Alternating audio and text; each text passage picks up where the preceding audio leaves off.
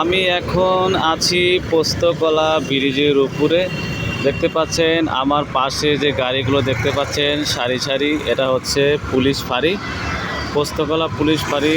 এখানে এই গাড়িগুলো হয়তো কোনো রাস্তায় কোনো দুর্ঘটনা ঘটিয়েছে এবং যে কোনো কারণবশত এই গাড়িগুলোকে এখানে ধরে আনা হয়েছে। অনেক দিন আগেকার পুরনো গাড়ি এখানে পড়ে আছে। আপনাকে আমি একটু ঘুরে ঘুরে দেখাই। দেখতে পাচ্ছেন এই গাড়িগুলো অনেক দিন যাবত এখানেই পড়ে আছে। এটা হচ্ছে পোস্তকলা পুলিশ ফাঁড়ি, শত শত গাড়ি এখানে পড়ে আছে।